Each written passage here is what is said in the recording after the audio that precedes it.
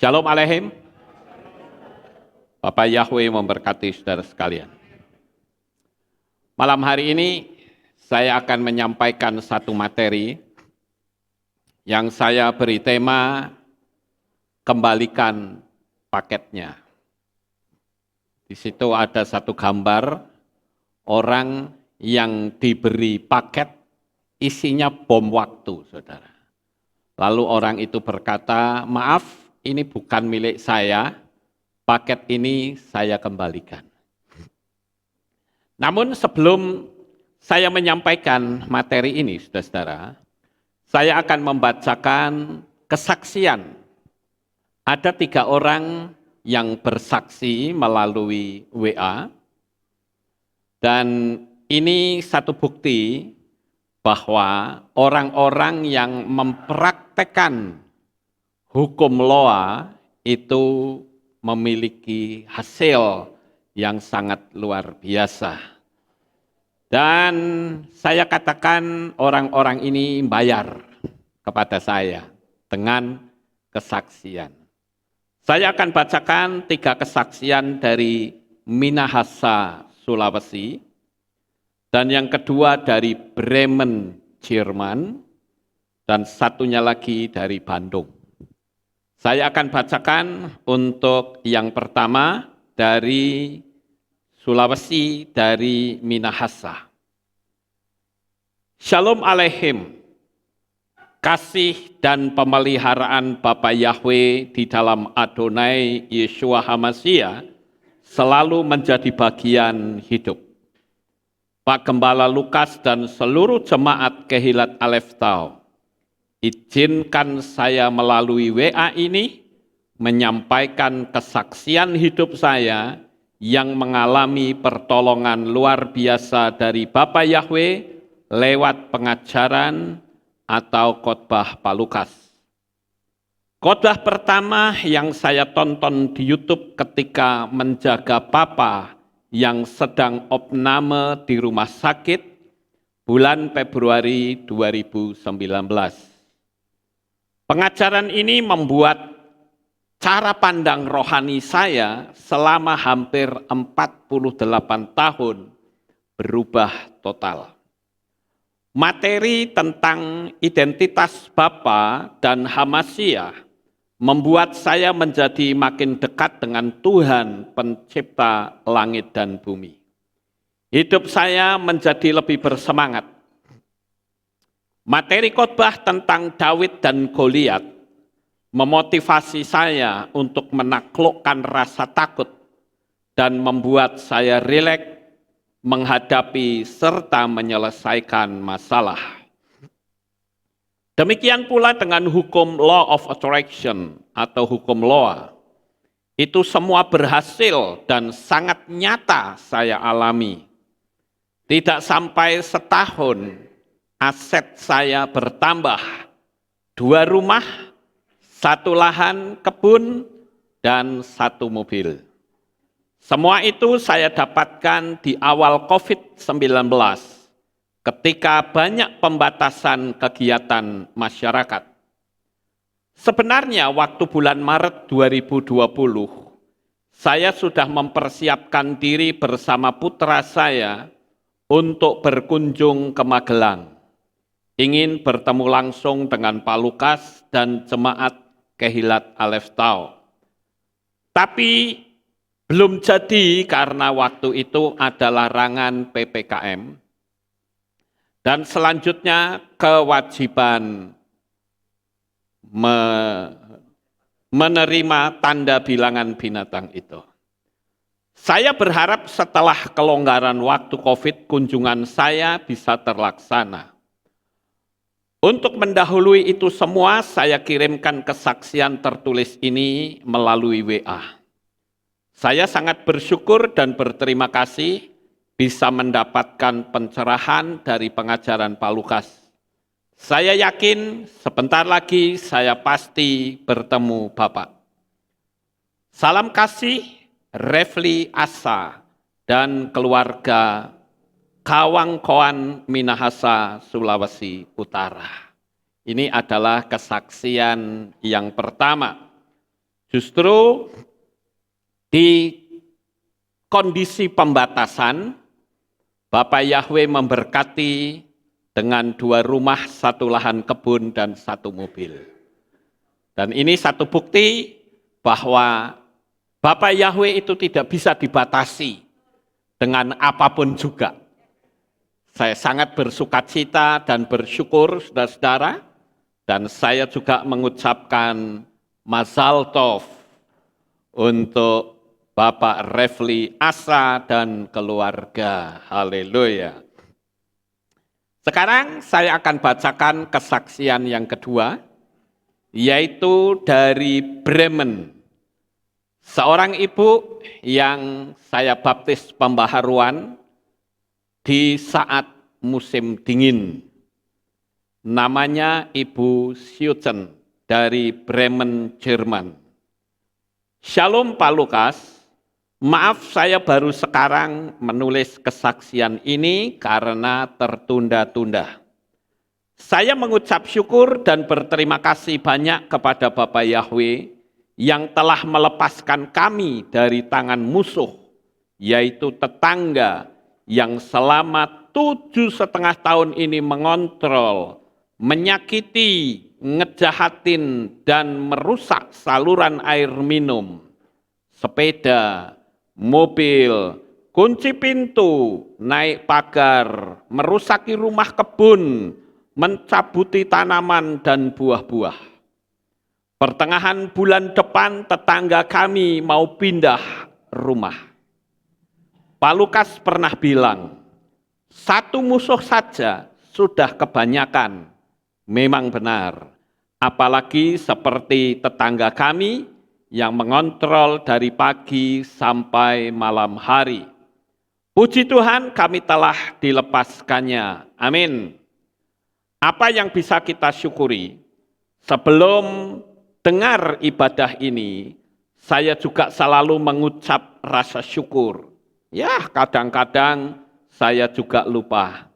Maka setelah mendengar ibadah Bapak, saya langsung mengucap syukur kepada Tuhan. Sejak malam itu saya bisa tidur dengan pulas sekali. Sebelumnya saya sering terbangun di tengah malam. Puji Tuhan. Terima kasih Pak Lukas yang selalu mengingatkan kami untuk hidup benar, tidak membenci musuh-musuh, melainkan memaafkan. Walaupun sangat susah sekali untuk dipraktekannya, karena saya dikontrol terus dari pagi sampai malam. Tetapi akhirnya kami dibebaskan oleh Bapak Yahweh. Bapak Yahweh melindungi dan memberkati Pak Lukas, sekeluarga, sukses besar untuk Bapak. Amin. Itu adalah kesaksian dari Ibu Schützen dari Bremen, Jerman. Kemudian kesaksian yang ketiga saya akan bacakan, ini dari Bapak Kris dari Bandung. Shalom Pak Lukas, saya Kris dari Bandung. Mau sedikit kesaksian tentang betapa hebatnya hukum 55x5 yang Bapak khotbahkan di channel Lukas Sutrisno. Awalnya saya hanya menulis keinginan saya untuk memiliki iPhone. Saya tulis di tanggal 29 April 2022 dengan kalimat, Aba Yahweh, terima kasih, saya telah memiliki iPhone 11 Pro Max. Kemudian saya tulis di hari berikutnya sampai 5 hari. Saya tunjukkan ya, saudara-saudara, tulisannya. Nah, ini tulisannya. Ya, di situ ditulis. Ya. Aba Yahweh, terima kasih, saya telah memiliki iPhone 11 Pro Max. Itu tulisannya. Kemudian saya tulis di hari berikutnya sampai 5 hari. Awalnya saya berpikiran, sudah yang penting tulis saja dulu. Saya nggak kepikiran gimana caranya iPhone itu jadi milik saya. Memang benar, nggak boleh mikir. Kalau mikir malah nggak jadi. Ya saudara, itu artinya melogikakan. Jadi kalau menulis ya nggak usah mikir-mikir. Urusan nanti jadinya seperti apa, siapa yang dipakai oleh Tuhan untuk mengantarkan iPhone, bukan urusan kita. Ya, saya lanjut. Apalagi di tengah situasi pandemi gini. Saya nggak punya kerjaan tetap. Saya hanya usaha rumahan yang omsetnya nggak seberapa. Tapi secara ajaib, mujizat Aba Yahweh dinyatakan. Usaha saja di tanggal 1 sampai dengan 5 langsung melejit omsetnya. Dan saya kumpulkan uang tersebut hingga pada akhirnya saya kebeli juga iPhone yang saya inginkan. Nah ini saya tunjukkan iPhone-nya. Nah itu dia, baru saudara ya. Saya lanjut, dan ini buktinya, iPhone sudah saya beli, dan saya bersyukur sekali Tuhan tunjukkan channel Pak Lukas, di mana banyak sekali materi berharga yang tidak saya dapatkan di gereja penganut paham Allahisme. Dan saya bersyukur pula berkat channel Pak Lukas, saya tetap komitmen tegas untuk tidak menerima tanda bilangan 666 itu. Dan sampai hari ini walaupun saya nggak punya kerjaan tetap yang mumpuni, namun Aba Yahweh tunjukkan kebesaran dan kemahakayaannya sehingga sampai hari ini hidup saya terpelihara oleh Yahweh Sebaot yang luar biasa. Itu akan terus sampai selamanya. Itu saja sedikit kesaksian dari saya, Pak. Selamat pagi, Bapak Yahweh dalam Yeshua HaMashiach memberkati Bapak dan jemaat Aleph Tau. Sebelum kita lanjut, saya ajak saudara untuk mendoakan 3 saudara kita, ya. Mari kita tunduk kepala, kita akan berdoa untuk 3 kesaksian yang indah yang Bapak Yahweh sudah berikan. Kita tunduk kepala sejenak. Terima kasih Bapak Yahweh, kami sangat bersukacita dan bersyukur. Di saat orang mengejek tentang hukum Noah, ketika orang mengejek tentang hukum kasih, mereka semua anak-anak-Mu mendapatkan mujizat yang sangat luar biasa. Kami sangat bersyukur untuk Bapak Refli Asa dan keluarga di Minahasa, Sulawesi. Begitu juga dengan Ibu Syuchen di Bremen, Jerman, serta Bapak Chris yang ada di Bandung. Terima kasih untuk kesaksian mereka semua, yang tentunya akan menambah semangat bagi kami semua bahwa Engkau adalah Tuhan yang maha dahsyat. Terima kasih Bapa, diberkatilah mereka bertiga.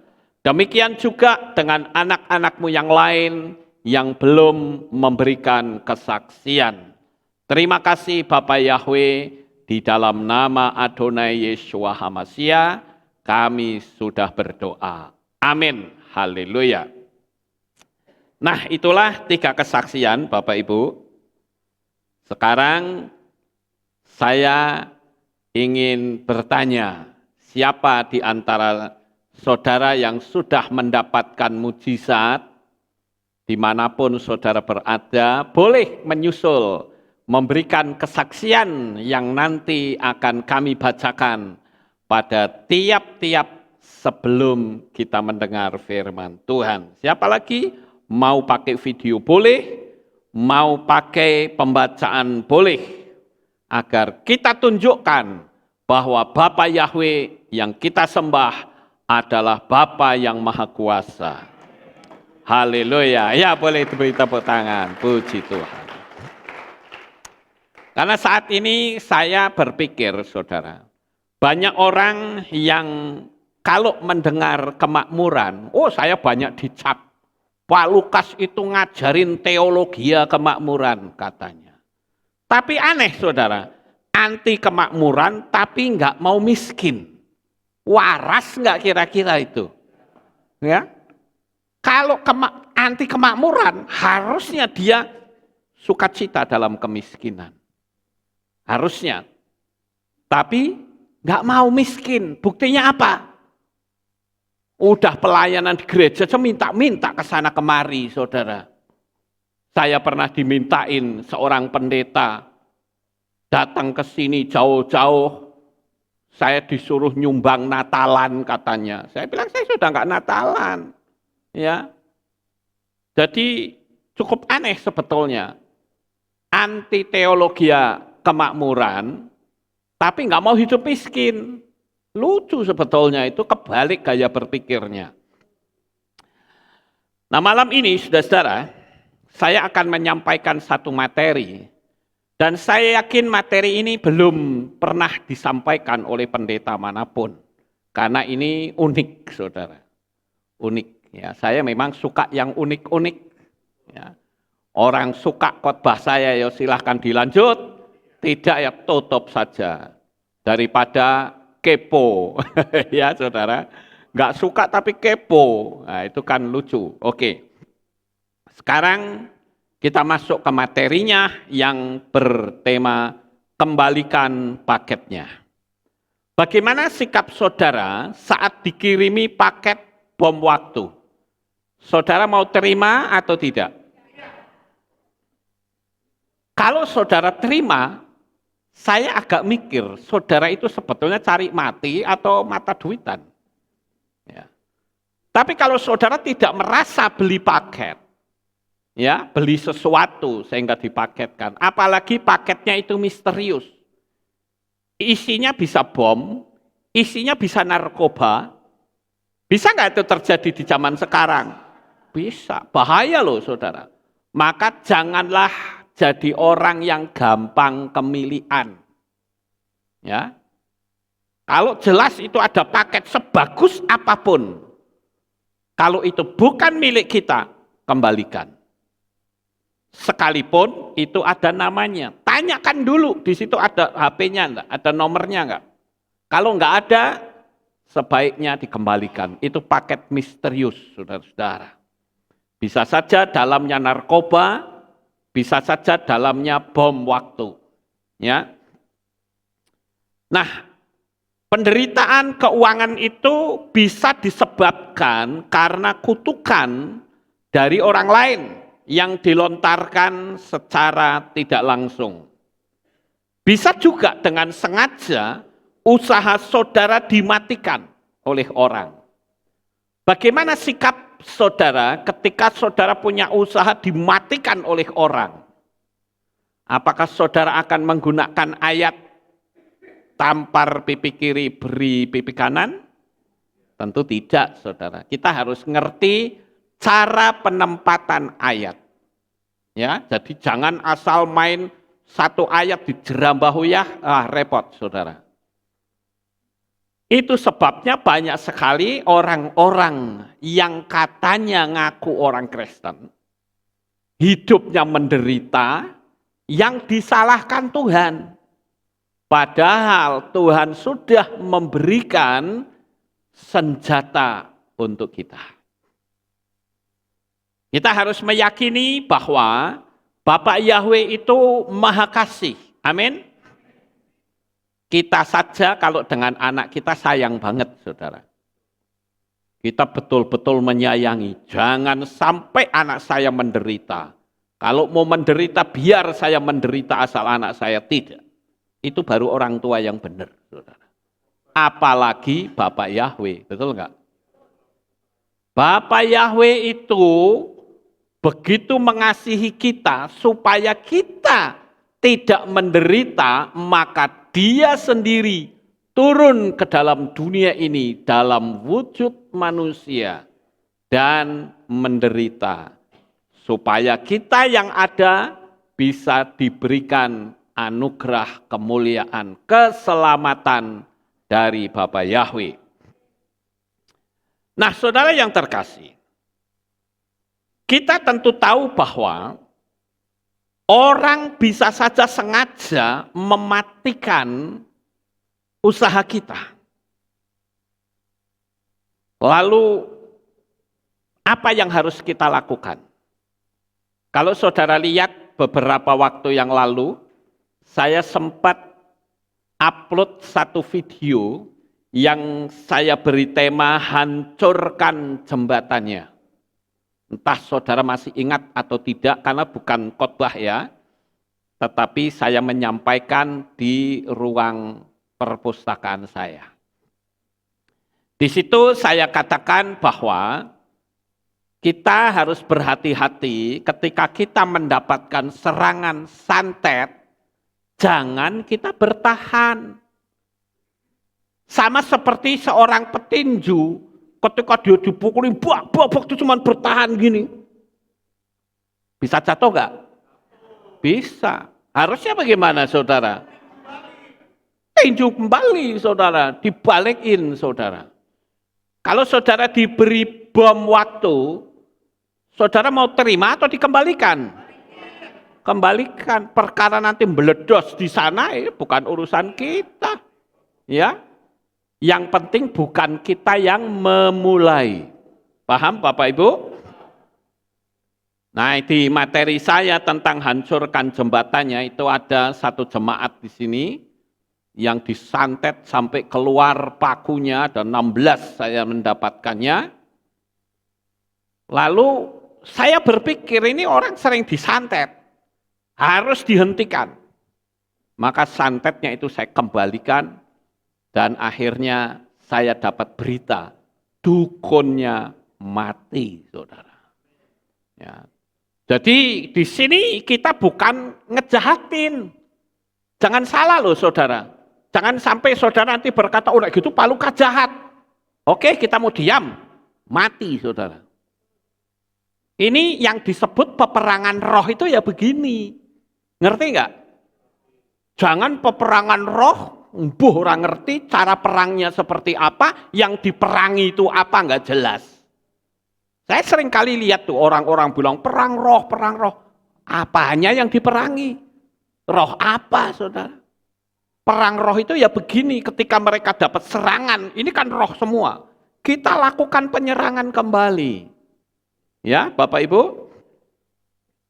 ingat, kita hanya melakukan pembelaan diri, bukan mempertahankan diri. Terlepas saudara suka atau tidak, saya perlu ajarkan.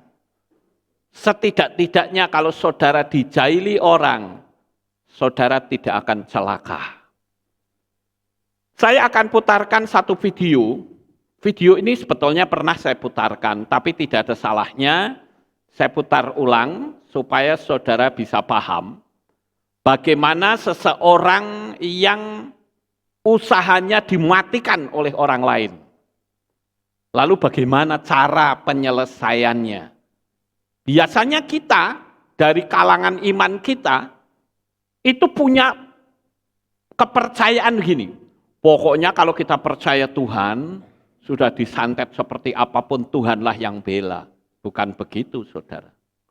Serangan seperti apapun, kalau itu sudah menyangkut dunia alam roh, kita tahu bahwa kita punya power, kita punya kuasa.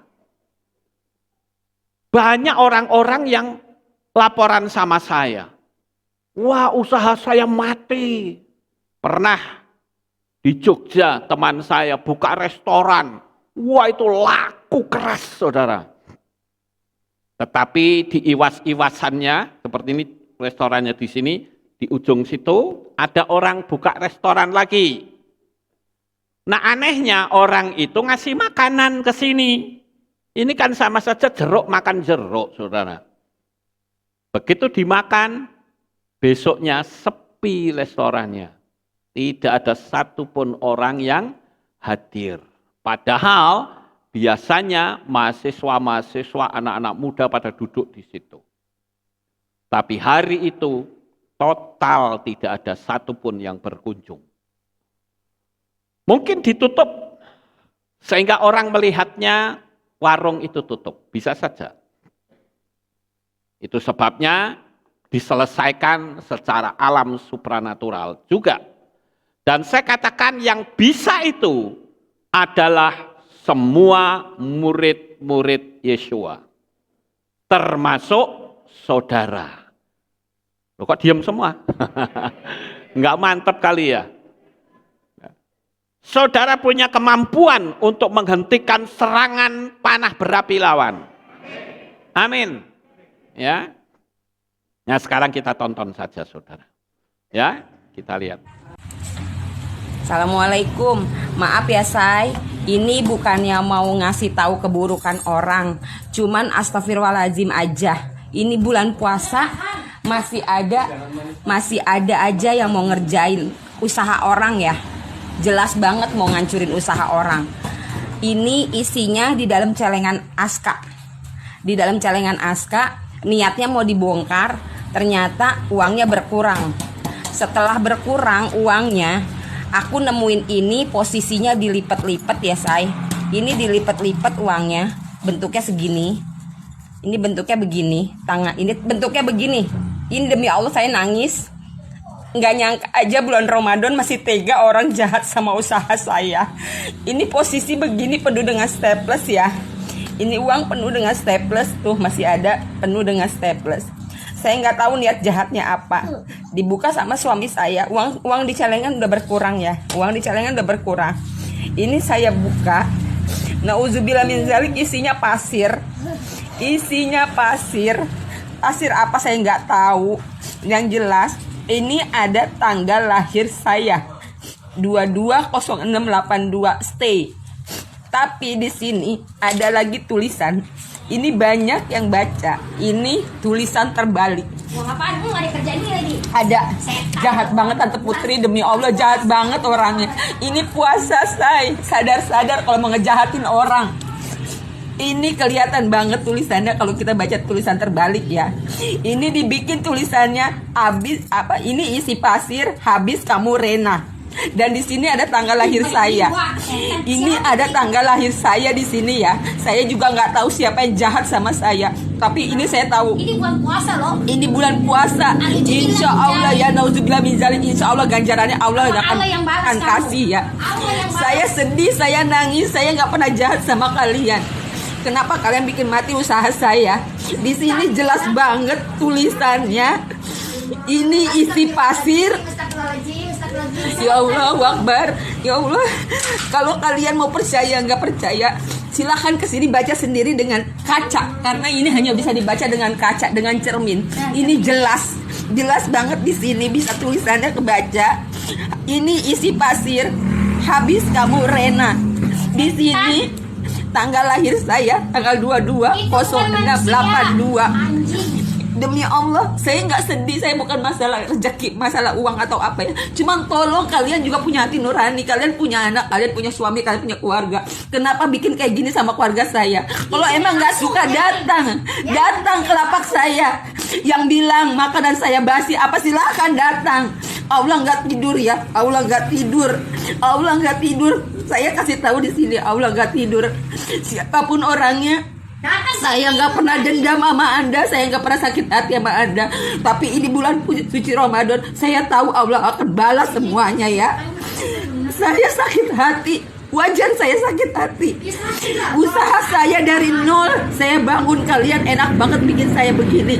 Kalau yang nggak percaya, kalian bisa datang. Buktiin dengan cermin ini, kalian bisa baca sendiri. Jelas terpampang di sini nama saya. Ini isi pasir, habis kamu Reina. Di sini balik saya baru sadar lagi tadi di sini ada tanggal saya tanggal 22/06/82. Ini saya tahu. Ini orang iseng banget demi Allah. Kembali lagi ya, ini saya bulan suci Ramadan. Kalau mau jahat sama orang nggak usah begitu, saya fair-fairan aja. Kalau mau bunuh Pak, saya. Ini sekarang yang diserang suami saya sedikit-sedikit sakit kepala, sedikit-sedikit sakit kepala, tapi saya bisa ngelawan. Kalau suami saya enggak. Di sini jelas banget tulisannya. Ini isi pasir, habis kamu Reina. Jelas banget. Dan di dalam sini, di dalam duit sini tadi ada pasir. Suami nggak ngeh, ini pasir apa? Buang aja. Dibuka sama yang jaga lapak saya. Ya Allah Ren, lu dikerjain orang. Jelas banget ini dalam celengan. Uangnya udah berkurang di celengan. Saya pikir kalau emang tuyul ya tuyul. Tapi kenapa begini caranya? Kalau nggak suka sama saya, sama keluarga saya, datang ke saya. Nggak usah begini caranya. Saya nggak Ya nggak habis pikir aja, nggak habis pikir ya, nggak habis pikir. Saya pernah ngalamin, biasa dagangan saya paling sepinya 700-800, saya dibikin 120.000, saya pernah dibikin kolak baru matang basi, saya pernah. Tapi itu dagangan gak saya jual, saya buang. Asal Anda tahu ya, ini jelas. Siapa yang mau lihat silahkan datang ke Lapak Aska ya. Ini jelas banget, jelas banget di sini tulisannya. Ini isi pasir. Habis kamu Rena. Orang ngejahatin itu. Jahat banget. Ini ada tanggal lahir saya. Itu bukan Islam itu, setan. Maaf ya, ini ada tanggal lahir saya 220682. Kalau yang nggak percaya silahkan datang ke lapak saya, silahkan buka, ini duit saya, bukan ngada-ngada. Saya nggak sekali dua kali diginiin ya. Kalau puasa habis semua itu, ya Allah yang ada. Saya nggak sekali dua kali ya diginiin, tapi saya sabar, saya ikhlas, saya anggap makanan saya nggak habis, saya bisa sedekah dengan makanan itu. Tapi Allah Maha Sayang sama saya sampai saya dikasih tahu begini. Itu celengan anak saya sehari saya isi bisa 150, kadang-kadang 150. Saya bongkar cuma ada 150, sisanya nggak tahu kemana. Tapi saya buka di sini, saya tahu makna ini uang. Di sini, ini isi pasir, habis kamu Rena. Emang bener celengan saya habis, yang diisi cuma pasir ini aja. Tapi bodohnya suami saya kadang nggak tahu apa-apa, sama suami saya dibuang itu pasir. Sekarang yang mau apa? Mau apa sama saya? Sirik di mana sama saya? Saya usaha dari kecil, dari nol saya usaha. Sampai saya bangun ini, saya punya ini, punya itu. Kenapa? Kalau masih mau jahat, saya nggak minta apa-apa ya Allah, cuma jangan jahatin usaha saya kayak gini. Salah saya di mana? Hah? Saya pernah nyerikin rezeki kalian? Enggak, tapi di sini jelas banget. Saya tahu orang yang jahat kayak gini apa tujuannya. Gak usah begitu, saya rezeki udah diatur. Ini jelas banget, saya jelas banget. Sampai hari ini kita yang ada di lapak semua merinding. Semua merinding ya. Saya nggak habis pikir aja. Ini bulan suci Ramadan saya, Allah, ingat-ingat. Bukan cari pahala, mungkin dosa, Saya kaget aja, saya dibikin ribut sama suami, saya dibikin kesel sama anak, ada apa? Sampai kadang-kadang dari 700 cuma dapat 120, saya diem. Ya udah, kita waktunya berbagi. Ayo kita sedekah aja ya, biarin aja daripada mubazir dibuang. Tapi saya nggak pernah jual makanan basi. Jadi kalau saya pernah dengar ada yang ngomong Karena itu jualan dagangan basi semua, saya beli semua karena saya kasihan nama Aska. Atas dasar apa? Atas dasar apa kamu yang kasihanin anak saya? Rezeki anak saya bukan dari kamu ya. Ingat, rezeki anak saya banyak di luar sana. Tega banget, demi Allah tega banget ya. Ini bulan suci Ramadan, semoga lu sendiri yang akan balas ya. Balas, kena balik lagi ke keluarga lu ya. Ini gak sedikit ya nonton ya. Ini sampai 200 lebih orang yang nonton, yang live ya. Ini saya bukan mengada-ngada atau saya mau cari muka, enggak. Saya cuma mau buka mata hati kalian aja yang udah jahat sama saya. Istighfar Neng, istighfar. Ini bulan suci Ramadan, ngejahatin usaha orang. Ya Allah. Saya bukan masalah, cuman saya di sini, kamu ngerti saya dagang buat apa? Bukan untuk diri sendiri, saya juga masih butuh sedekah, saya juga masih butuh. Cukup sampai di sini. Itu intinya adalah orang ini diserang dengan menggunakan pola mediator. Mediatornya menggunakan uang dan pasir, saudara-saudara. Nah, saya perlu kasih tahu pasirnya itu adalah pasir dari kuburan, biasanya begitu. Ya, dan ketika uang itu di situ, yang terjadi adalah semua masakan yang dia jual itu basi semua, saudara. Ya. Tadi orang ini bilang, wah saya ikhlas, tapi sebetulnya ya saya bilang nggak ikhlas ya. Karena ikhlas tapi kok marah-marah. Kalau yang namanya ikhlas nggak marah ya, saudara-saudara. Jadi saya katakan bahwa alam semesta itu cerdas dan tunduk pada ucapan kita. Artinya begini, saudara. Dia kan nggak tahu, ya kan? Dia tidak tahu siapa orangnya yang jahil seperti itu. Tapi dengan dikembalikan, maka alam semesta itu paham. Ini tujuannya mesti ke orang itu. Nah, energi itu akan benturan nanti, saudara. Sekarang saya mau tanya, kira-kira orang yang disebut orang Kristen, sebutlah, Itu bisa nggak dibikinikan, saudara? Bisa loh. Jangan saudara pikir nggak bisa. Bisa.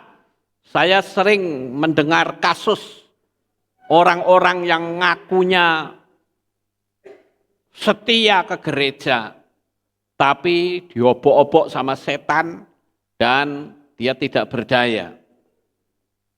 Lalu tentu saudara akan bertanya, lah terus kalau ada kasus seperti itu, bagaimana cara menanganinya? Cara menanganinya kembali lagi ada triknya. Yang pertama adalah kita harus mengakui dulu bahwa saya ini anaknya Bapak Yahweh. Dan anaknya Bapak Yahweh itu punya power yang besar. Karena firman Tuhan katakan, tidak tahukah kamu bahwa roh yang ada di dalam kamu jauh lebih besar dari roh yang berkuasa di dunia. Amin. Nah, saudara mesti yakin dulu itu. Kalau saudara nggak yakin, bagaimana saudara bisa melakukan serangan balik? Sama seperti seorang yang sedang diserang oleh tentara dari negara lain. Apa yang kita lakukan? Kita yakin bahwa saya ini tentara. Karena saya tentara, kamu ngusik negara saya, tak balas, kan begitu. Ya Bapak Ibu. Jadi kita harus yakin bahwa saya ini Bapak Yahweh, anaknya Bapak Yahweh. Ya. Dan di dalam diri saya itu ada power, ada kuasa yang besar. Kalau kita diam, cuma nangis-nangis tok, itu santet itu kan macam-macam ya. Ada yang punya kemampuan cuma 1 minggu, ada yang 40 hari, ada yang 1 tahun, tergantung si kliennya itu mau lakukan penyerangan itu berapa. Misalnya saya seorang klien, saya ketemu sama dukun, tolong serang orang itu, 1 tahun lamanya, dukun itu akan lakukan. Saya tinggal bayar dukunnya, saudara. Maksud nggak itu? Ya. Makanya kalau sudah seperti itu, jangan kita cuma nangis-nangis tok, saudara. Nggak bisa cara begitu. Kita pun harus melakukan serangan balik. Itu yang namanya perang roh. Ngerti gak? Lalu apa yang harus kita lakukan ketika terjadi seperti itu? Uang itu dipegang. Ya. Ingat loh, ketika kita memegang uang, kita sudah meyakini bahwa kita ini muridnya Bapak Yahweh, anaknya Bapak Yahweh. Ya. Murid Yeshua HaMashiach, kita punya power yang besar. Ya, Bapak Ibu, kita mesti yakin dulu ini. Uang itu dipegang, ya. Lalu kita katakan semua serangan yang dilakukan oleh orang yang saya tidak ketahui dari mana asalnya. Saya katakan dalam nama Adonai Yeshua HaMashiach, kembali. Itu energi mengalir, bergerak, saudara, kembali. Ya toh, kita diserang, masuk kita diam saja. Ya ibarat kita ditinju, buak cuman gini-gini tuh. Wah, lama-lama yang geblak, saudara. Sampai di sini paham? Nah, setelah itu, maka uang tersebut itu tulisannya dihapus. Ya, tulisannya dihapus. Kalau dia pakai pulpen, saudara tahu ngapusnya pakai apa? Tip X jadi putih dong. Pakai apa? Pakai aseton. Aseton tahu? Yang buat ngilangi kuku, merah-merah kuku. Ya. Itu ya nanti saudara boleh buktikan kata-kata saya. Saudara nulis apa di kertas, ya, kemudian digosok pakai aseton, hilang, saudara. Nah, tulisan itu dihapus. Ngeri nggak? Terus ditumpangi tangan. Uang ini saya kuduskan Dalam nama Bapa Yahweh, dalam nama Adonai Yeshua HaMashiach, dan di dalam Roh Kudus. Uang ini menjadi bersih, tidak ada energi yang masih menempel di uang ini. Setelah itu, apa yang harus kita lakukan berikutnya? Kuduskan semua ruangan. Caranya bagaimana?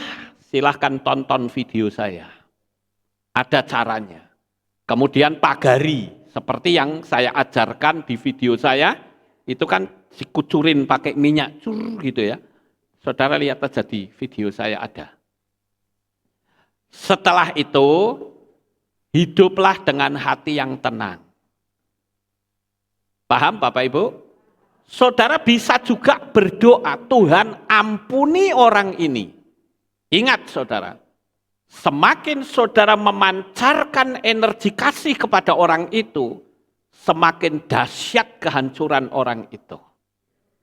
Kenapa? Karena ada ayat firman Tuhan yang berkata, kalahkanlah kejahatan dengan kebaikan. Artinya kejahatan itu sendiri bisa dikalahkan oleh kebaikan. Yang penting saudara jangan dendam. Kalau saudara tidak tahu orangnya, nanti akan ketahuan. Di belakang hari. Pasti akan ketahuan. Ya. Seperti dulu, ketika saya di gereja lama, lemparin batu, ya, tikus-tikus mati dilemparin. Saya nggak tahu siapa yang melakukan itu. Saya ingat waktu itu saudara Agus Nurika, dia tunjukkan saya 5 tikus di renteng, saudara. Dia bilang, kok ini ono tikusnya 5. Bawa, belatung tok isinya, saudara. Lalu apa yang saya katakan?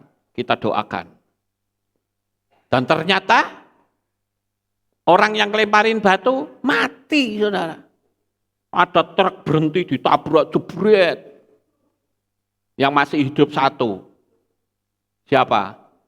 Tulas, saudara. Ya, karena dia ikut lemparin batu ternyata ya. Ya. Untung dia ditangkap Bapak Yahweh, ya. Begitu saudara, itu dunia alam roh itu seperti itu. Ya. Jadi luar biasa. Dan yang terakhir, jangan sakit hati. Ini bahaya. Karena kita berhadapan dengan santet. Ketika kita sakit hati, berarti kita memancarkan energi negatif. Negatif benturkan sama negatif. Juas, saudara punya kekuatan negatifnya kecil, dihantam sama yang gede, hancur saudara. Makanya kalau ada perang santet, pernah dengar? Oh itu tinggal adu kekuatan aja di situ. Sing setane oke ya sing menang kan gitu. Tapi saya katakan, selama kita percaya kepada Bapa Yahweh, di dalam hati kita ada Tuhan yang ajaib. Saudara tidak akan bisa ditembus oleh santet seperti apapun. Ya. Ini saya harus kasih tahu kepada saudara. Jadi tahu bedanya ya, mempertahankan diri itu hanya diam dipukuli, lama-lama pasti akan roboh. Jangan berharap saudara diam, lalu mereka sendiri yang ikut diam. Tidak, saudara. Namanya orang benci sama kita, dia akan berupaya untuk melumatkan kita selumat-lumatnya, sehancur-hancurnya. Ya, ingat, bukan kita yang memulai, tetapi kita mempertahankan diri. Boleh? Boleh. Jangan saudara dengan berdalih hukum kasih saudara diam saja, habis kita saudara. Bangsa Israel nyatanya waktu diinvasi sama kerajaan lain, Bapak Yahweh izinkan terjadi peperangan. Amin. Begitu juga Daud, saudara. Daud itu kalau dia bersama domba-dombanya, Daud main seruling, saudara.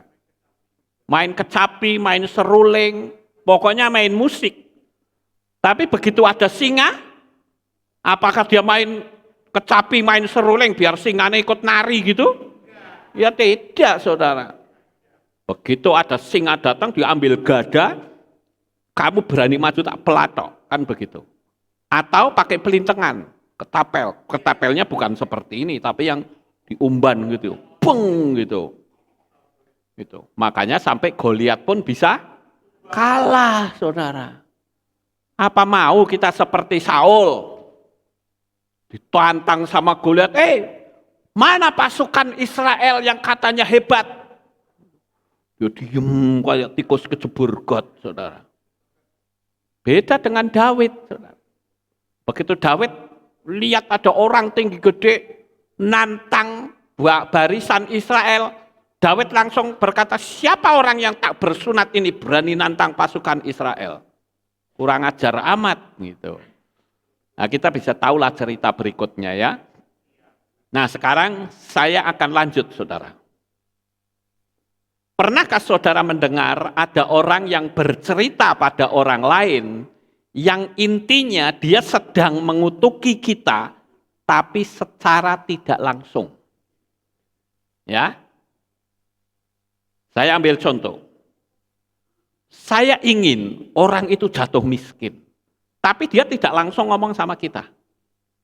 Sama seperti dulu, pada waktu saya memanggil nama Bapak Yahweh, orang banyak mengatakan, lihat tuh Pak Lukas, jatuh miskin dia, ditinggal lari jemaat yang segitu banyaknya. Orang itu ngomongnya nggak langsung ke saya, saudara. Tapi ke orang lain. Nah, orang lain itu yang ngomong sama saya. Ngerti nggak? Kayak kerambol gini. Ya. Begitu saya dengar seperti itu, saya nggak diem, saudara. Saya jawab, oh ya, saya jatuh miskin? Tidak, makin kaya itu iya.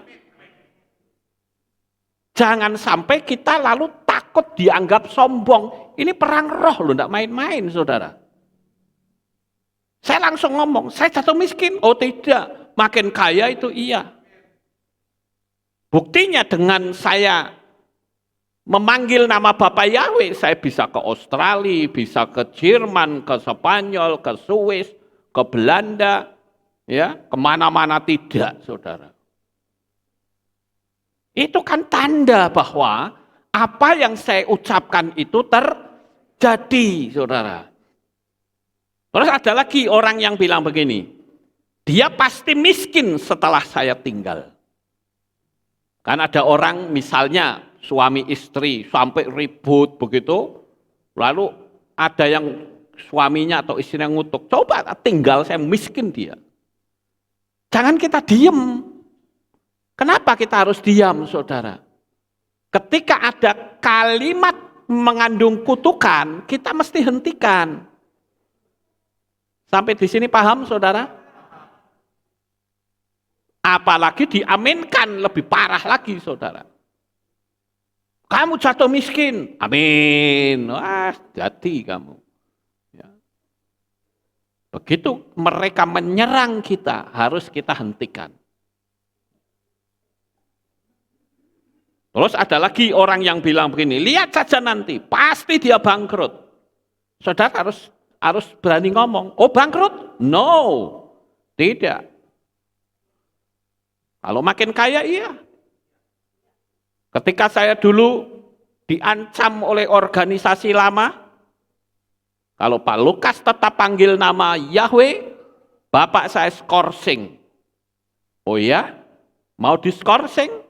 Hari ini juga saya keluar. Harus tegas, saudara-saudara. Kita mengikut Tuhan itu harus berani, harus tegas. Dari gaya hidup saya yang lama, begitu saya percaya Tuhan, saya nggak mencela-mencela, nggak ketakutan. Emangnya lu mau jadi pendeta lo? Apa saya bilang, ya enggak. Saya jawab, kalau gua mau jadi pendeta, lu mau apa? Ayo. Harus tegas, saudara. Saya sedang menangani satu kasus saat ini. Suami istri yang diancam hebat. Kalau sampai kamu berani memanggil nama Yahweh, kamu saya ceraikan. Saya jawab, kalau saya jadi istri, saya bilang silakan. Cerai karena iman itu terhormat, saudara. Ya. Asal jangan cerai karena ribut, harta atau apa. Cerai karena iman itu terhormat. Bayangin aja banyak kan orang-orang dari agama seberang. Saya ambil contoh lah yang paling gampang saja teman saya. Abraham Effendi Osman. Itu kan orang Aceh, saudara. Dia sampai disingkirkan keluarga. Ya dia keluar, nggak takut. Saudara. Dan Tuhan memberi ganti yang luar biasa. Amin, Bapak Ibu. Pokoknya kalau sudah bicara Bapak Yahweh, Yeshua itu harga mati sudah. Sudah nggak bisa diganggu gugat. Jangan obar-abir, campur-campur, saudara.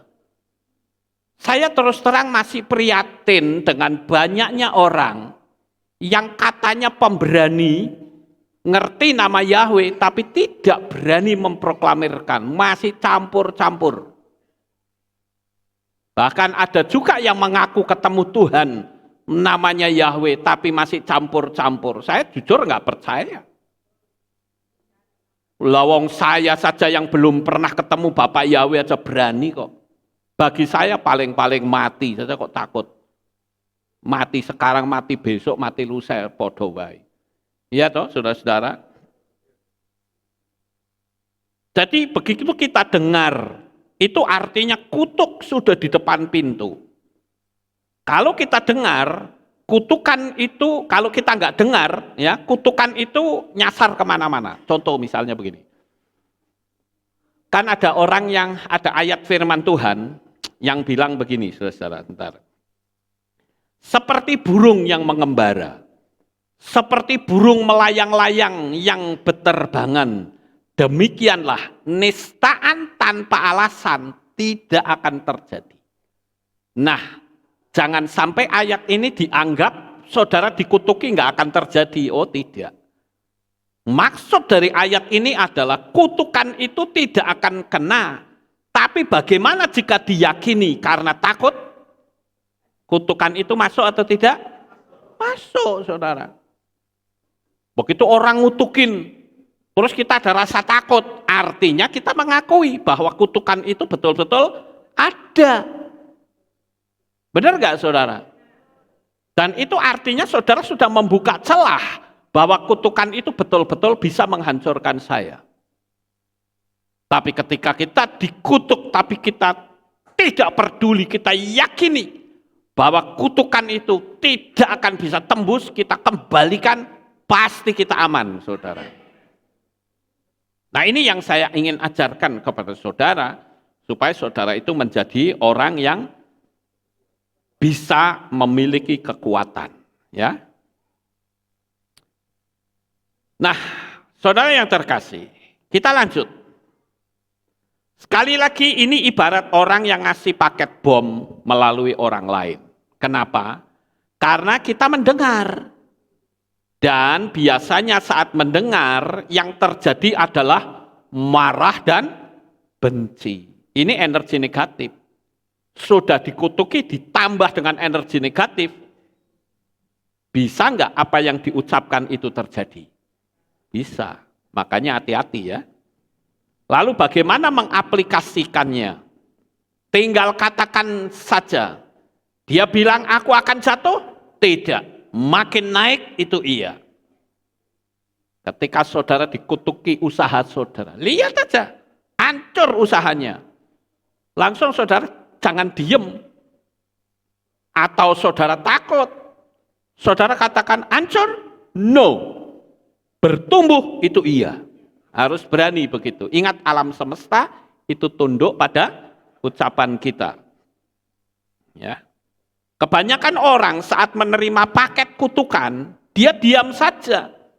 Dan terbukti banyak yang terjadi kutukan itu tembus, saudara-saudara. Memang kita diajarkan untuk hidup dalam kasih, itu benar. Tidak boleh membalas kejahatan dengan kejahatan, itu benar. Tetapi kalau mengembalikan paket kutuk, apakah itu kejahatan?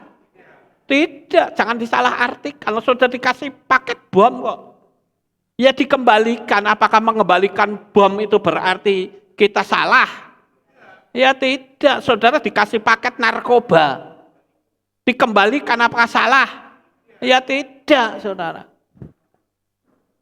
Kebanyakan orang berpikir, wah nek saya kembalikan nek dia cilaka, berarti dari saya. Keliru, bukan. Itu senjata makan tuan. Ya Bapak Ibu. Jadi saya perjelas, agar supaya saudara paham dengan analogi yang saya sampaikan ini. Saudara dikasih paket narkoba ya jangan diterima. Kalau enggak, saudara akan berurusan dengan hukum di dunia ini. Ya. Orang hidup menderita jangan-jangan karena kutukan yang terlontar melalui orang lain. Dan itu secara alam supranatural akan tembus pada hidup saudara. Bukti secara kitab suci saya tunjukkan, saudara. Bagaimana Elia bisa stres. Padahal Elia baru KKR besar, seluruh negeri bertobat. Apa enggak hebat, saudara? Bahkan seluruh negeri bisa tunduk kepada Bapa Yahweh. Dan 450-an nabi-nabi Baal dibantai habis pada waktu itu. Tapi muncul si wanita Isabel yang ngasih tahu sama ajudannya. Coba kamu kasih tahu sama Elia. Sama seperti dia memperlakukan terhadap nabi-nabiku, aku juga akan lakukan kepada dia. Kok Elia bisa lari ketakutan? Itulah yang saya sebut dengan transfer spirit. Melalui siapa? Melalui ajudannya Isabel. Kalau ajudan Isabel ini tidak menyampaikan kepada Elia, Elia stres enggak? Ya tidak, saudara. Artinya apa? Energi negatif itu enggak nyambung ke Elia. Ngerti? Tapi ketika mendengar, apalagi ancaman, itu selalu bikin orang miris, saudara. Saya dari dulu kenyang dengan ancaman. Makanya saya dulu sebelum saya bertobat, kalau ada orang ngancam-ngancam, saya nggak ada rasa takut. Saya nggak usah ngancam, lakukan aja kalau berani. Ya cuman begitu. Jadi kalau kita diancam itu, kalau kita diam, energi kita habis, saudara-saudara. Berapa banyak orang yang menerima ancaman itu ketakutannya luar biasa. Ancaman penyakit, takut? Takut. Faktanya kan begitu. Betul nggak Bapak Ibu? Saya katakan saya dari dulu keluyuran ke sana kemari nggak takut. Mati hidup saya ada dalam tangan Bapak Yahweh. Itu namanya iman, saudara. Wah, ada pendeta khotbah harus ditutupi masker, ditutupi face shield, ditutupi akrilik. Mau bicara apa dia? Mau bicara iman? Iman yang macam apa seperti itu? Ya. Saya katakan kita sebagai anak-anak Bapa Yahweh harus bisa merealisasikan apa yang disebut dengan iman. Ya. Dosa yang tidak terampuni, saya kasih tahu ya saudara. Apa sih sebetulnya dosa yang tidak terampuni? Saya tuh punya pandangan ini sering saya kasih tahu. Dosa yang tidak terampuni adalah dosa yang tidak diakui. Itu tidak ada pengampunan. Makanya Tuhan bilang apa? Ketika kita berdoa, kita minta ampun. Jikalau ada kesalahan supaya netral. Tapi kalau kita melakukan dosa tapi kita tidak mengakui di hadapan Tuhan, maka dosa itu spiritnya akan mengikuti kita sampai di kursi pengadilan Tuhan. Sampai di sini paham, saudara-saudara? Seorang pendoa syafaat mengakui, dia bilang, oh saya ahli perang roh. Tapi menghadapi roh kemiskinan yang sedang menyerang, dan ketakutan yang melanda tidak diperangi. Lalu yang dimaksud perang roh itu yang bagaimana? Malah yang ada menyerah kalah dan tunduk kepada kebodohan. Ada yang nanya, bagaimana dengan orang yang janji mau melunaskan hutang, saya kok nggak jadi? Ini ada pertanyaan ya, beberapa waktu yang lalu. Pak, bagaimana ada orang janji mau nolongin saya melunaskan hutang, tetapi kok nggak jadi? Saya jadi kepahitan. Saya bilang ngapain mesti kepahitan? Salah. Orang janji ini tak kasih tahu ya. Orang janji mau nolong saudara itu tanda orang itu mengasihi saudara. Amin. Tapi kalau nggak jadi bagaimana? Ya nggak apa-apa. Karena orang kan hidup kan berubah-ubah saudara-saudara. Perekonomian juga berubah-ubah. Kok malah kepahitan ini gimana sih? Kok gampang amat kepahitan? Kalau saudara ingin orang itu tolongin saudara, doain dong. Didoakan orangnya. Amin. Tuhan tolong orang ini yang janji katanya mau ngelunasi utang saya.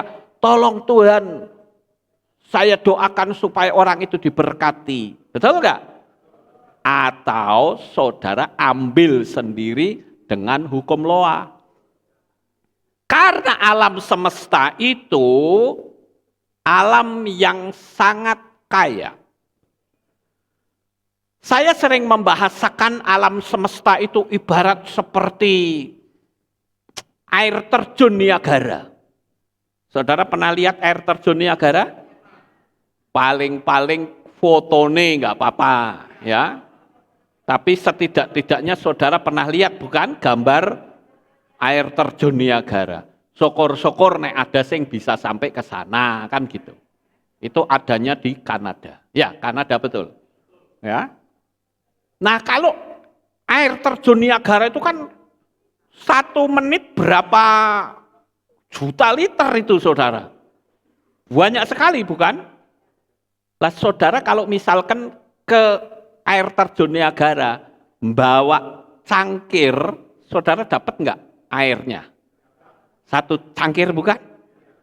Tapi sekarang saudara jangan pakai cangkir, tapi pakai drum. Bisa dapat 1 drum enggak? Bisa. Kenapa? Karena air terjun itu banyak airnya.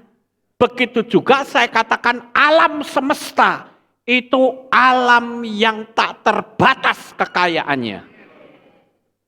Lah saudara mau bawa pakai apa?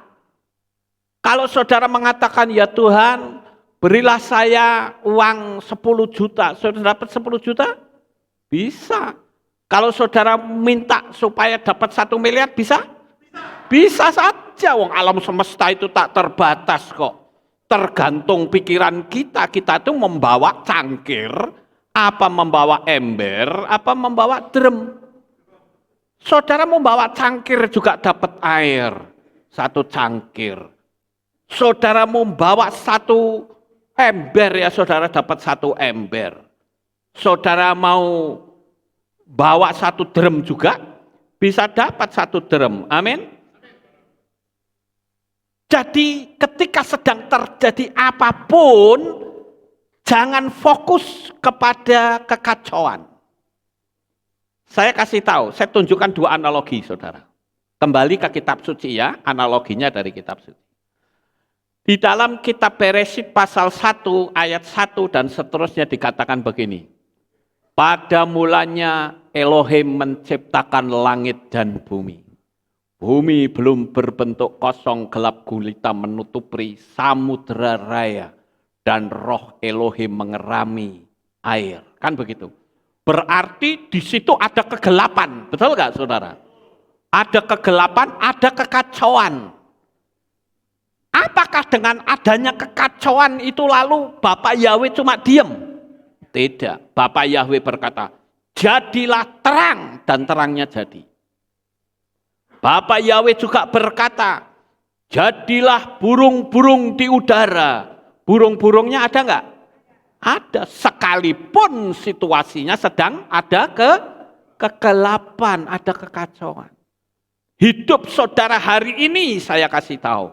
Mungkin saudara yang ada di berbagai belahan dunia yang mengikuti streaming ini, ketika hidupmu merasa dalam kegelapan, jangan pernah takut, bernubuat saja. Katakan apa yang menjadi misi dan visi saudara pasti terwujud.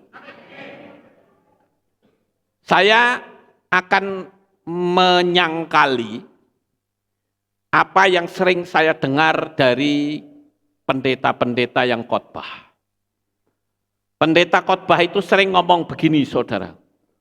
Tuhan itu akan memenuhi kebutuhanmu, bukan keinginanmu. Saya bilang salah. Bapak Yahweh itu bisa memenuhi keinginan kita maupun kebutuhan kita. Jadi jangan sampai saudara tertanam kata-kata itu. Saya katakan ketika Yesua berkata bahwa kita itu disuruh minta apa saja. Apa saja itu kan bukan cuma kebutuhan kita, tapi juga keinginan kita. Amin. Jadi saya sangkali itu pernyataan pendeta. Tuhan itu akan memenuhi kebutuhan saudara, bukan keinginan saudara. Saya bilang tidak. Tuhan akan memenuhi kebutuhan bahkan keinginanmu. Haleluya, boleh tepuk tangan. Puji Tuhan. Terus analogi yang kedua. Analogi yang kedua adalah saudara ingat ketika Yehezkiel ditaruh di lembah yang berisi tulang-tulang yang sudah kering. Apa yang terjadi, saudara? Pada waktu itu Bapak Yahweh bertanya kepada Yehezkiel, "Hai anak manusia, menurut kamu, bisakah tulang-tulang yang kering ini menjadi hidup kembali?" Yehezkiel pinter, saudara. Kalau dia bilang tidak bisa, kok sing tanya Tuhan. Iya toh? Kalau ngomong bisa, kok kayaknya mustahil. Makanya Yehezkiel pinter ngomong, ya terserah Tuhan.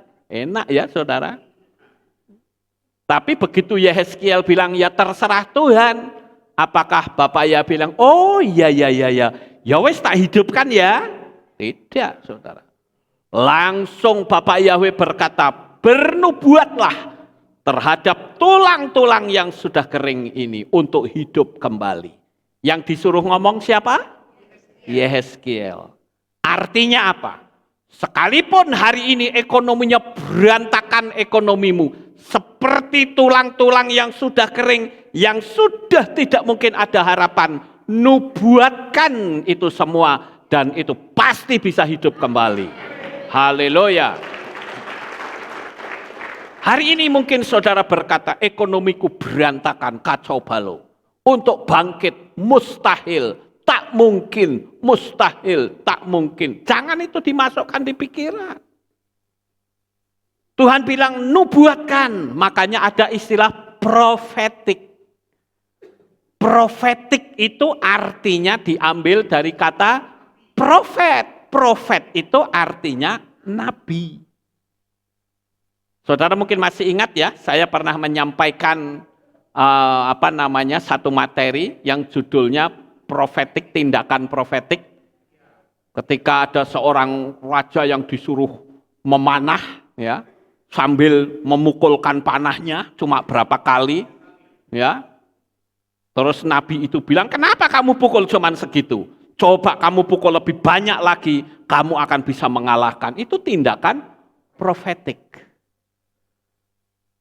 Tadi pagi ada seorang teman yang setelah mendengar khotbah saya, dia menggunakan analogi begini. Dia sekalian bertanya, boleh nggak Pak, kalau saya melepaskan segala energi buruk di dalam batu, kemudian batu itu saya lempar jauh-jauh. Artinya energi itu pergi meninggalkan saya jauh. Boleh atau tidak? Boleh. Saya bahkan nambahi, kalau bisa, coba ambil batu, lalu katakan, kekayaanku akan sangat luas sejauh lemparan batu ini dilemparkan. Bisa nggak Tuhan kasih berkat begitu besar? Sangat bisa, saudara. Makanya saya katakan, kalau kita sudah mau bicara tentang dunia alam supranatural, itu sangat menyenangkan. Nah, saya suka dengan alam supranatural. Jangan apa-apa selalu ditanggapi mustahil, tak mungkin, mustahil, tak mungkin. Kenapa seperti itu, saudara? Jangan pernah kita menyerah kalah, ya.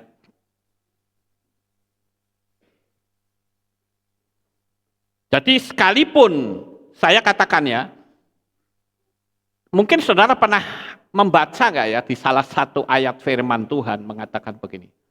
Sekalipun pohon ara tak berbuah, pohon zaitun, ya, apa itu? Saya lupa ya. Namun aku akan beria-ria. Kan gitu ya, saudara?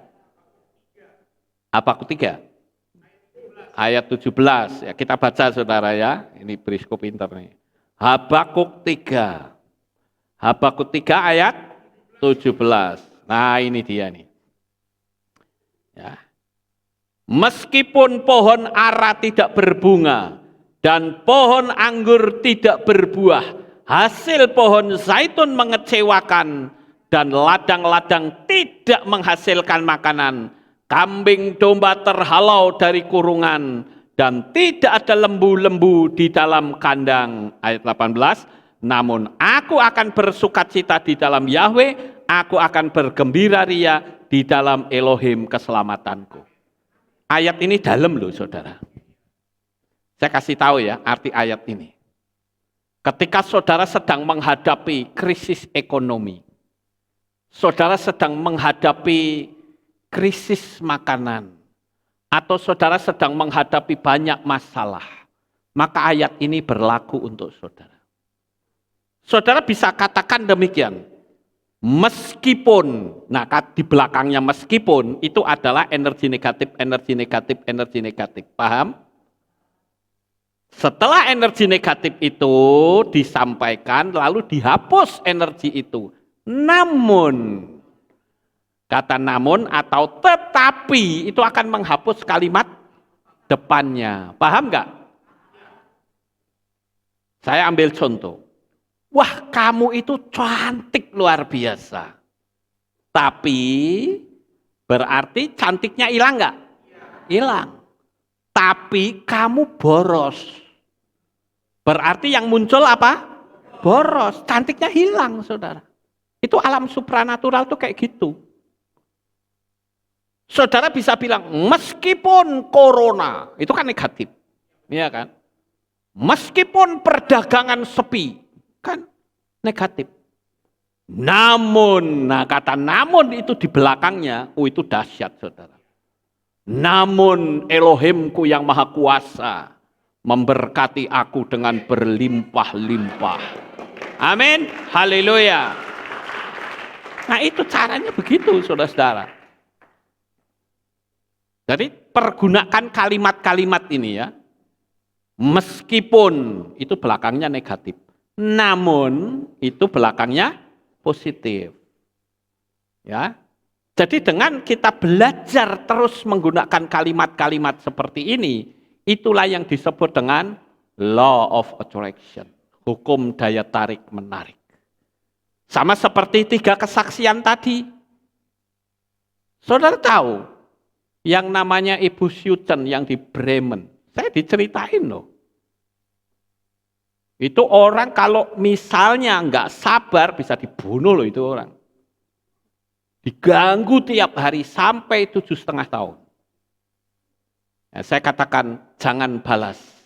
Serahkan semuanya kepada Tuhan. Akhirnya apa? Tuhan pindahkan orang itu. Amin Bapak Ibu. Karena dia lakukan penyerangannya secara fisik. Bisa nggak kalau dilaporin polisi? Bisa. Tapi akan menambah musuh yang baru. Makanya saya katakan, satu musuh itu sudah terlalu banyak. tapi 1000 sahabat masih kurang. Jadi malam hari ini Bapak Ibu, saya memberitahukan ini supaya saudara meyakini bahwa hidupmu tidak akan pernah turun, tetapi terus naik. Mujizat dan berkat Bapa Yahweh mengalir dalam hidupmu. Karena tiap-tiap hari saya ikut ambil bagian, saya terus berdoa untuk saudara. Siapapun saudara yang saat ini menghadapi kesulitan ekonomi, Bapa Yahweh memberkati dengan segala kelimpahannya. Aminkan dan itu terjadi dalam hidup saudara. Haleluya, sukses besar untuk saudara. Bapa Yahweh memberkati. Amin, puji Tuhan. Kita tunduk kepala, kita berdoa. Kami mengucapkan terima kasih dan syukur kepadamu ya Bapa. Malam hari ini kami telah menyampaikan firman-Mu.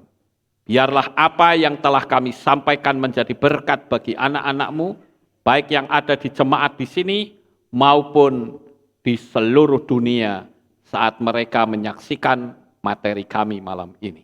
Terima kasih Bapa Yahweh, di dalam nama Adonai Yeshua HaMashiach kami berdoa. Amin, haleluya.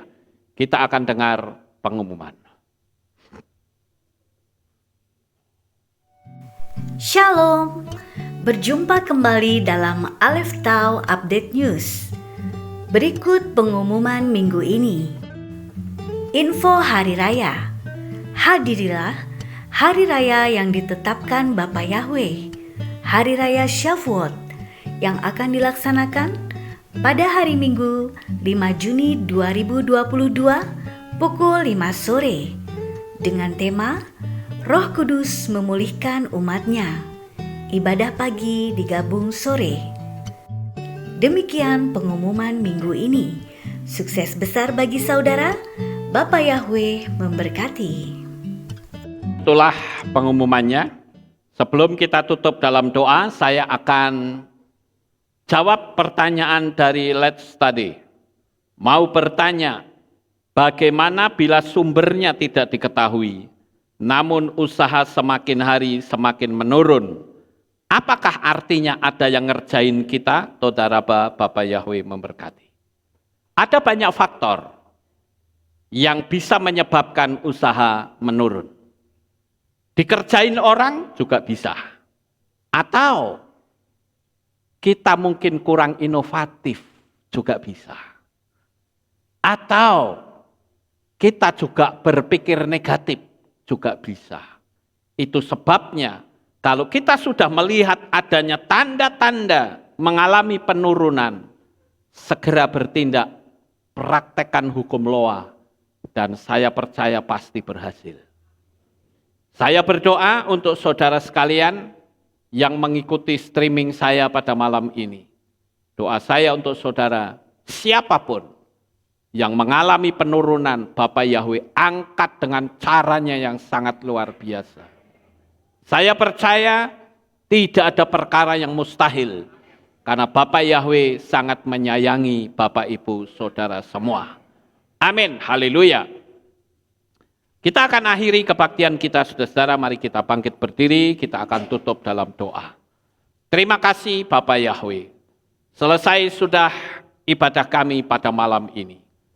Saat ini saya berdoa untuk anak-anak-Mu, baik jemaat-Mu di tempat ini, maupun umat-umat-Mu yang ada di berbagai belahan dunia yang mengikuti streaming ini.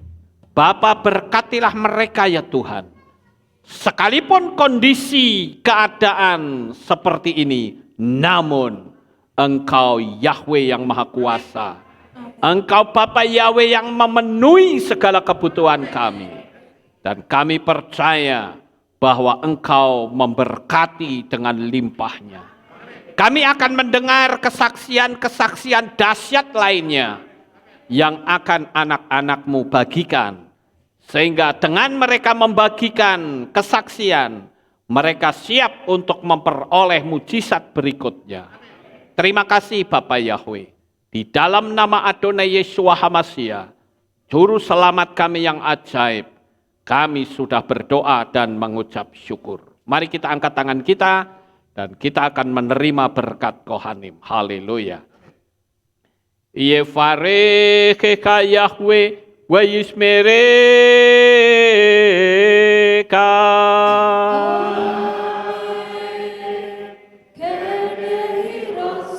Yair Yahweh panau eleka wichuneka.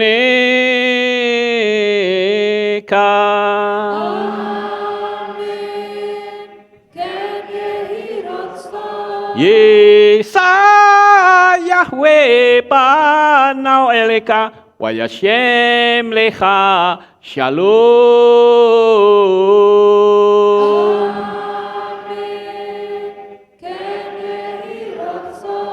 Baruk ata Baer o Faruk ata Besadeh. Engkau akan diberkati di kota dan kau akan diberkati di ladang. Baruk peripitne kau friatmat kau frifahem teka syekar ala peka westerotsonika. Diberkatilah buah kandunganmu, diberkati hasil bumimu, diberkati hasil ternakmu, anak-anak lembumu dan anak-anak dombamu. Baruk tanah kau misyarteka, diberkatilah bakulmu dan tempat adonanmu. Baruk ata boboy kau faruk ata beseteka, dan kau akan diberkati pada waktu engkau masuk, dan engkau akan diberkati pada waktu engkau keluar. Baruk ata Yahweh Elohenu melek haolam, besem Yeshua Hamasya Ruach HaKodes kile olam faed. Kami sudah berdoa dan mengucap syukur. Haleluya. Amin.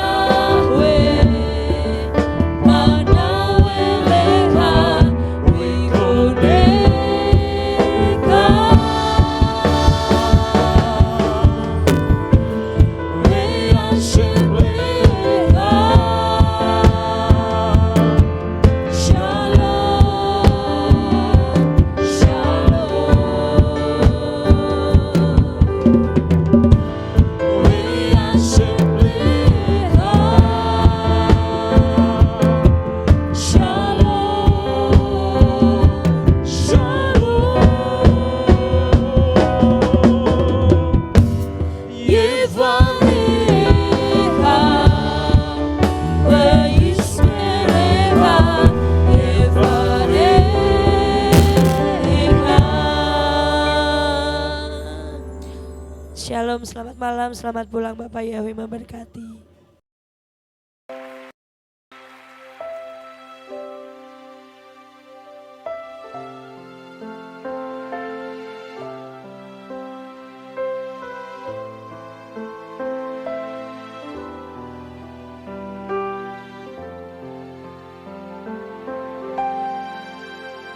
Yeshua.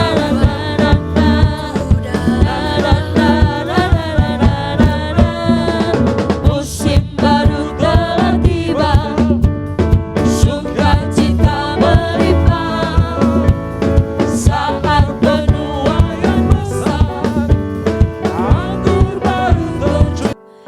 Yeshua, ku puji segala perbuatanmu yang ajaib bagiku, bagi hidupku. Nama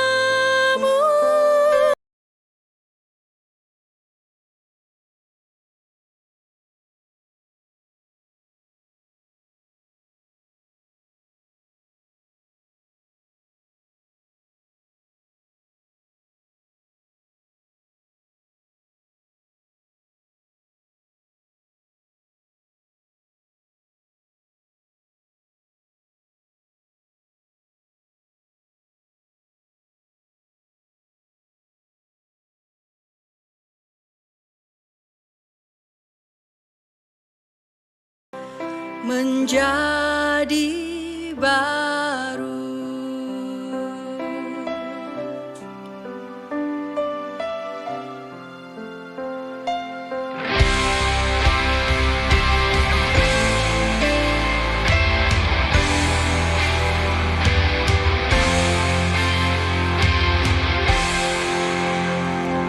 Yeshua, ku datang bersujud dan menyembah di hadapan-Mu. Ku berserah penuh. Yeshua, ku puji segala perbuatan-Mu yang ajaib bagiku, bagi hidupku. Nama-Mu Yeshua yang telah selamatkanku. Kau berikan hidupmu disiksa bagiku. Nama-Mu Yeshua yang ubah hidupku. Cara hidup lamaku menjadi baru. Nama-Mu Yeshua yang telah selamatkanku. Telah mati hidup lamaku, ku lahir baru.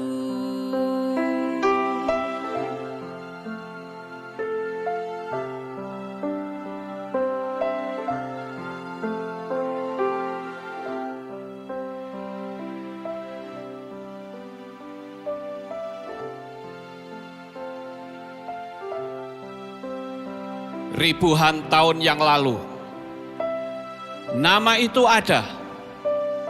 Sebelum dunia dijadikan, nama itu sudah ada. Namun, nama itu seolah tenggelam. Namun dia tidak pernah tenggelam. Ehyeh, Asher Ehyeh. Aku ada yang aku ada. Dia ada untuk memberikan keselamatan. Dia ada untuk membawa kita kehidupan. Dia ada dari kekal sampai kekal.